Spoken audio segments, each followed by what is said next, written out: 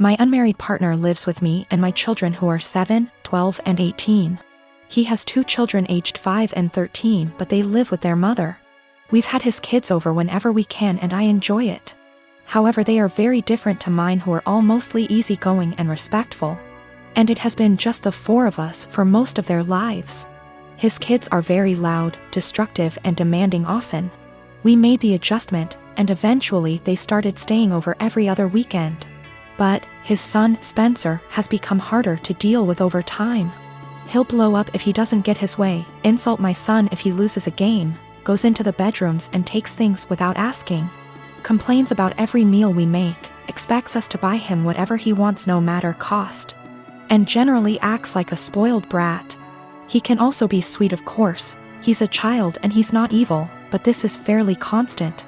We don't let it slide, but I also want to give him benefit of the doubt. He's 13, he could be acting out for lots of reasons with a weird family dynamic, I'm sure. I try my hardest to help him feel comfortable and heard //us, but his entitlement is rampant. It started to stress my kids out, and yesterday was the last straw for me.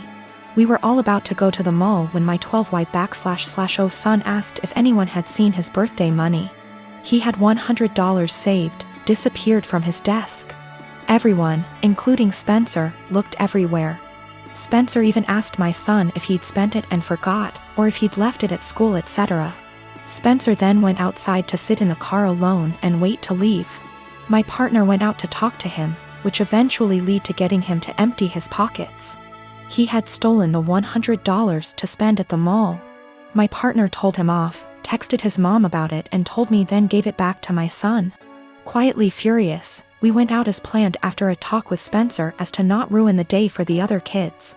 He didn't seem to feel guilty at all, even asked us to get him a $120 jacket while out.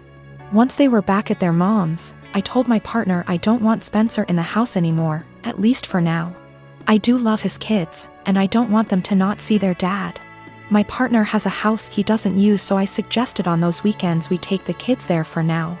Then when any of mine aren't feeling it, they can go home and we can get some quality time, and so his kids don't have to share his attention as much. He thinks this is dramatic, an overreaction. I've told him I'm open to other ideas but won't budge from my stance. I don't want my kids feeling like they need to guard their space or to be uncomfortable in their own home. My youngest has autism and gets overstimulated with them around sometimes. He gets along W//5Y//O but needs breaks. My 12Y//O is quite anxious and 18Y//O has bipolar disorder. They're introverted, home is their safe haven and weekends are the only real free time they have. But I also don't want to be unfair to his kids. I have a home daycare. I like to think I'm pretty lenient, but I do have one big rule: don't make me the bad guy. I understand we might have different rules, but don't make your child resent me by not backing me up. Anyway, another rule is I don't allow outside toys or electronics. Kids can bring us stuffed animals for nap if they're sleeping on rest mats, but I don't want to be responsible if something gets broken. Years ago, I used to let kids bring whatever.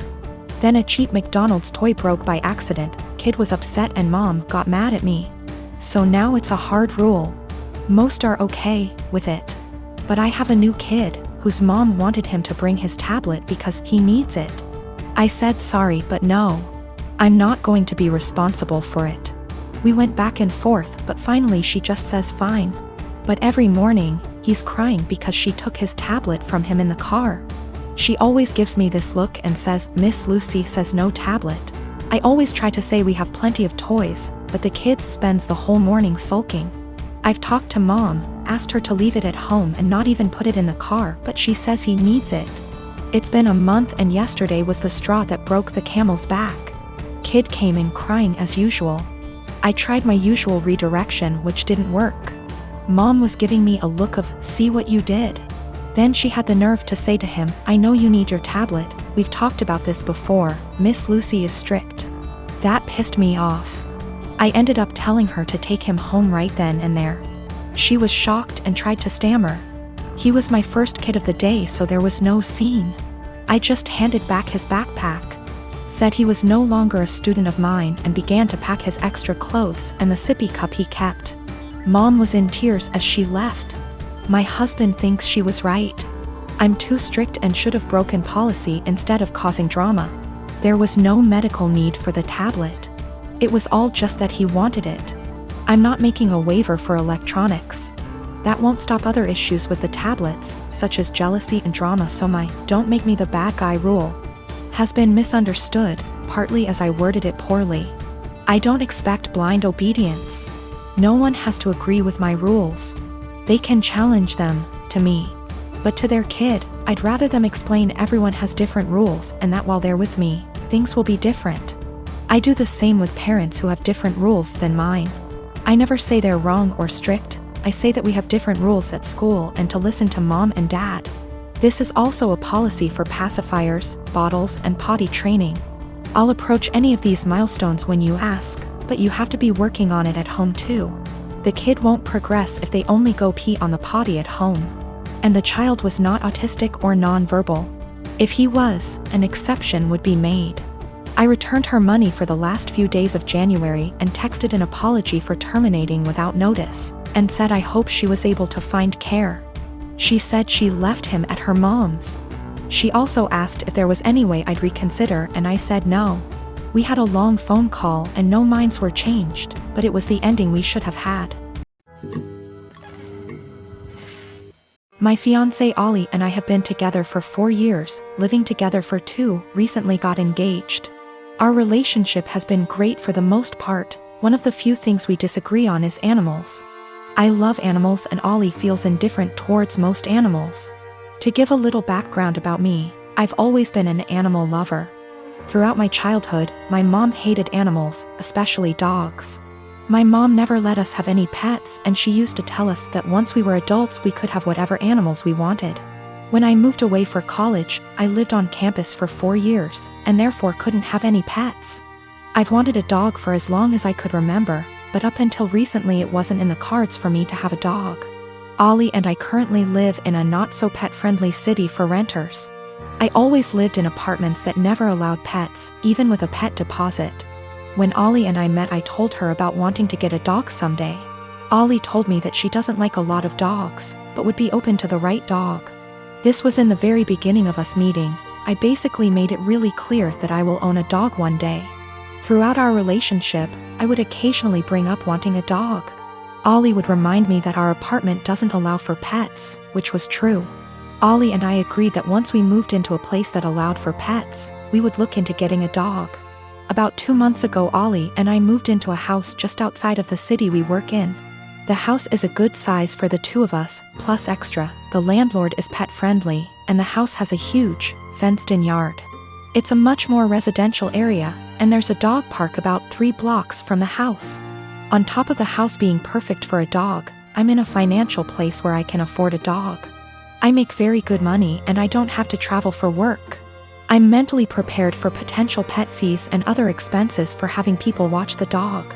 Since we're finally settled in the house, I decided to mention to Ollie again about going to the shelter and looking at the adoptable dogs. Only this time, Ollie didn't have an excuse for why we couldn't get one. After a few weak excuses, sometimes we go away, Ollie broke down and told me that she doesn't want a dog. In fact, she's never wanted a dog. She was hoping I would forget about my dreams of wanting a dog. I'm not sure what to do. I'm trying to reason with Ollie, but she said her answer will always be no to a dog. She just doesn't like them and doesn't want them. She basically gave me an ultimatum, either her or my potential dog.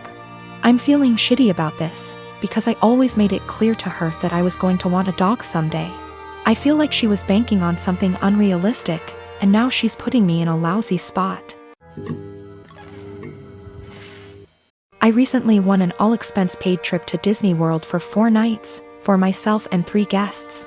I am currently planning on bringing my boyfriend, my mother, and my boyfriend's mother. I know we all aren't exactly Disney's key demographic, but it honestly means a lot to our mothers that I am inviting them. Both my boyfriend and I grew up in poorer families that could never afford expensive vacations. And this is the first trip to Disney World for all of us. I know this is probably the only opportunity our mothers will ever have to go to Disney. And for now they are both in good enough health to still enjoy the rides. The problem is with my cousin, Jane, who has been hounding me to take her 5-year-old daughter, Kelly, instead of my boyfriend's mother. I know, what kind of monster am I for not wanting to bring a little girl to the place where dreams come true? Except Jane's family has already been to Disney World twice, most recently earlier this year in February. My cousin has done very well for herself. She runs a successful photography business, and her husband is an engineer. They are definitely able to afford their own vacations. If Jane wasn't so well off, I probably would consider taking Kelly if I thought I was giving a little kid a once-in-a-lifetime experience. But I'm not. She's already been twice and she's only 5. Our mothers have been 0 times. Jane's only rationale for wanting me to take her daughter seems to be that Disney is meant for kids. It's weird to go with only adults. And it'd be evil to not take a 5-year-old to Disney if you had the chance. There's also the issue of Kelly herself. She's not a completely terrible child, but she's whiny and throws tantrums regularly. I don't really want to spend a week with that. Also, what if she gets homesick? What if she gets actually sick? What if she gets lost? I'm not a parent myself and I would have no idea what to do in those situations. I also don't want to saddle my mother with the responsibility of caring for her. I babysat Kelly before, but only for a few hours at a time.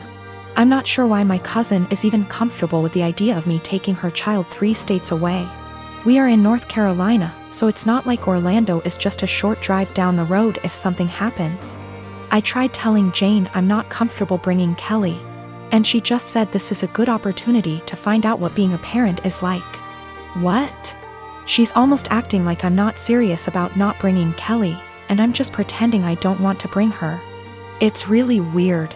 Jane and I have always been very close, like we are sisters. And I'm afraid this has the potential to ruin our relationship once it comes to a head. What is the best way to tell her no without sounding like an evil child hater, or am I being selfish for not taking a kid to Disney?